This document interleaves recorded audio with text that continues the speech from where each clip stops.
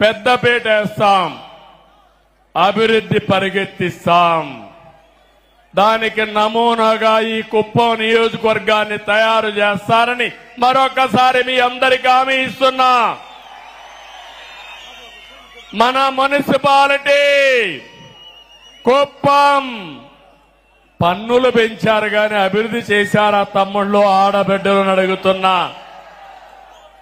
నేను మీ అందరికీ ఒకటే హామీ ఇస్తున్నా. ఈరోజు నేను మొన్నే చెప్పాను 100 కోట్లని గాని 100 కోట్లు కాదు, ఎంతైనా పర్వాలేదు, ఒక మోడల్ మున్సిపాలిటీగా ఈ కుప్పాన్ని తయారు చేస్తాం.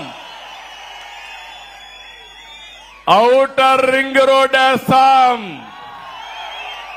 టౌన్ లేక్ అన్ని రోడ్లు వేస్తాం, అన్ని రోడ్లు సిమెంట్ రోడ్లు చేస్తాను, డ్రైనేజ్ వ్యవస్థ ఏర్పాటు చేస్తాను, జంక్షన్లు కూడా ఏర్పాటు చేసి అవసరమైతే ఒక పరిశుభ్రమైన నగరంగా కుప్పం టౌన్ ని తయారు చేసే బాధ్యత నాదని మీ అందరికీ హామీ ఇస్తున్నా. ఈ కుప్పమే కాదు, మనకు 4 మండలాలు ఉన్నాయి. 4 మండలాలను కూడా మండల కేంద్రాలను అభివృద్ధి చేస్తా. ఒక్కొక్క మండల కేంద్రానికి ఒక 10 కోట్లు తక్కువ కాకుండా ఖర్చు పెట్టి ఈ మండల కేంద్రాలను అభివృద్ధి చేసి ఆదర్శమైన టౌన్ గా చేసే బాధ్యత నాదని మీ అందరికీ హామీ ఇస్తున్నా. అన్ని పంచాయతీల్ని మేజర్ పంచాయతీ అయితే 2 కోట్లు ఖర్చు పెడతాం, మైనర్ పంచాయతీ అయితే 1 కోటి రూపాయలు ఖర్చు పెడతాం. ఇవన్నిటికీ ఎస్టిమేట్స్ తయారు చేపిస్తా. పని ఈ రోజు నుంచే ప్రారంభం అవుతుందని మరొకసారి హామీ ఇస్తున్నా. ఇది కాకుండా మీ గ్రామాల్లో గ్రామ సభలు పెట్టి త్రాగునీరు, డ్రైనేజ్, వీధి దీపాలు ఇలాంటి కనీస మౌలిక సదుపాయాలు ఏవైతే అవసరముందో అదే మాదిరిగా వేస్ట్ కాంపోస్ట్ పెట్టాం. మనం ఊరిలో ఉండే చెత్తంతా తీసుకొచ్చి ఎరువుగా మార్చి కాంపోస్ట్ ఎరువుగా ఉపయోగించాలని చెప్పి ఆలోచించాం. ఆ షెడ్లన్నీ ఈరోజు వైఎస్ఆర్ కాంగ్రెస్ నాయకులు వాళ్ళ రంగు కొట్టుకున్నారు కానీ అక్కడ మాత్రం ఎలాంటి కార్యక్రమాలు లేవు. అందుకే మీకు హామీ ఇస్తున్నాను, కుప్పంలో ప్రతి ఒక్క పంచాయతీ ఒక మంచి పంచాయతీగా, పరిశుభ్రమైన పంచాయతీగా తయారు చేసే బాధ్యత నాదని మీ అందరికీ హామీ ఇస్తున్నా. త్రాగునీరు ఎప్పుడో వాటర్ స్కీములు పెట్టాం. ఎన్టీఆర్ సుజల స్రవంతి కింద 2 రూపాయలకి 20 లీటర్లు నీళ్లు ఇస్తే దాన్ని సర్వనాశనం చేశారు. మళ్లీ హామీ ఇస్తున్నాం, ప్రతి ఒక్క ఇంటికి కొళాయి ద్వారా నీళ్లు ఇచ్చే బాధ్యత తీసుకుంటాం.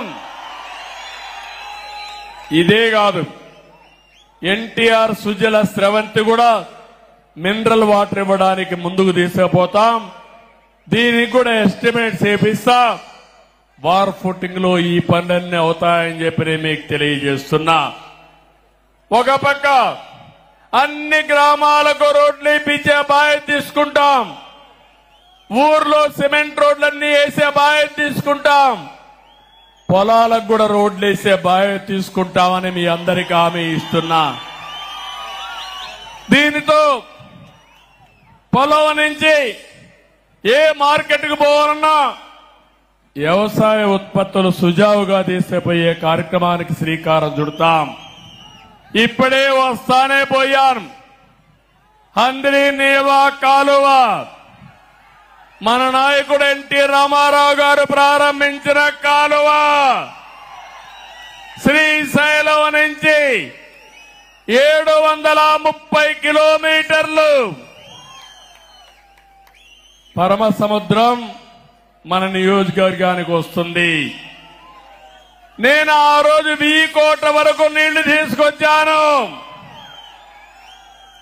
700 అంటే దగ్గర 30 కిలోమీటర్ మన కాన్స్టిట్యున్సీకి వస్తే 31 కిలోమీటర్లు వీకోట తీసుకొస్తే 5 సంవత్సరాలు వైఎస్ఆర్ కాంగ్రెస్ పార్టీ పాలనలో 5 కిలోమీటర్లు తీసుకొచ్చారు నీళ్లు. సినిమా షూటింగ్లు వేశాడు చూశారా తమ్ముళ్ళు? ఆ రోజు సెట్టింగ్లు పెట్టి ట్రాక్టర్లో నీళ్లు తీసుకొచ్చి నీళ్లు కాలువలో పోసి సీఎం పోతాన అవి కూడా బిరక్కెళ్లిపోయే పరిస్థితికి వచ్చారు. ఈ సంవత్సరం కృష్ణా నీళ్లు రావాలా లేదా అని మిమ్మల్ని అడుగుతున్నా. రావాలి అంటే గట్టిగా చెప్పండి కూడా చెప్పండి.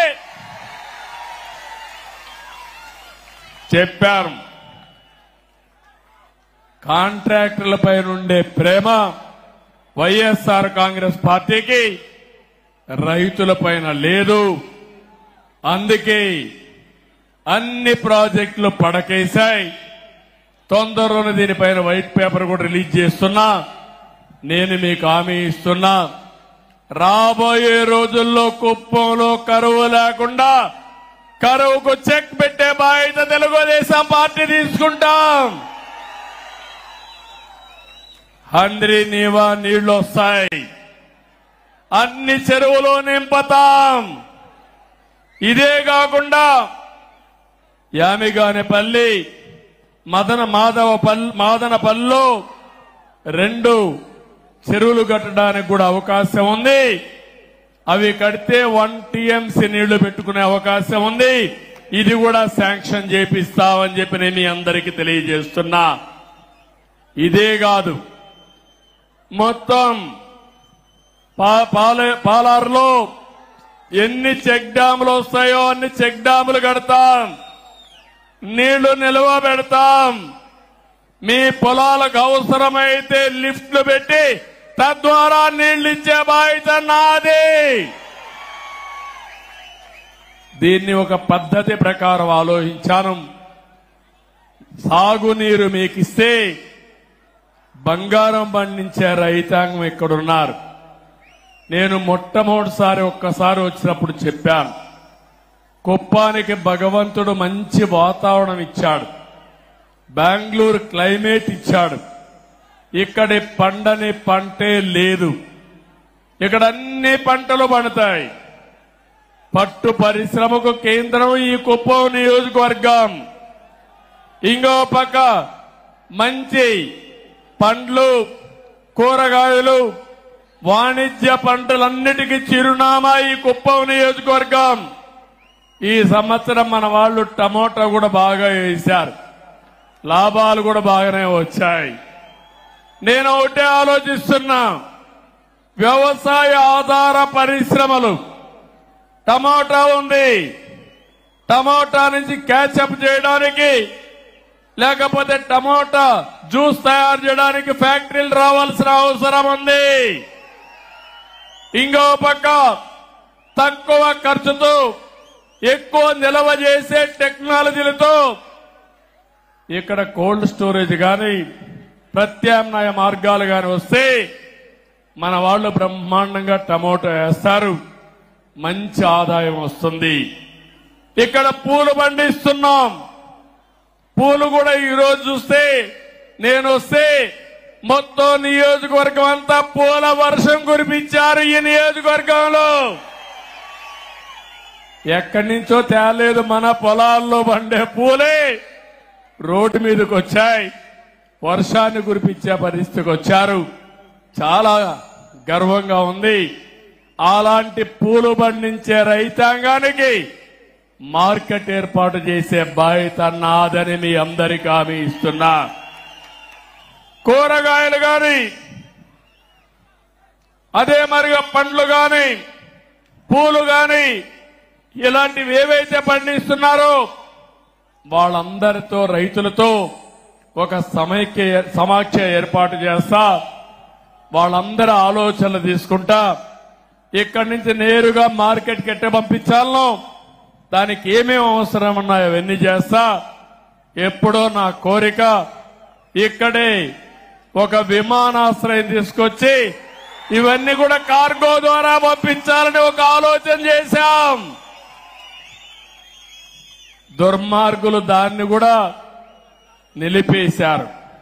నేను ఒకటి హామీ ఇస్తున్నా, వీలైనంత తొందరలో కుప్పంలో విమానాశ్రయం కూడా వస్తుంది.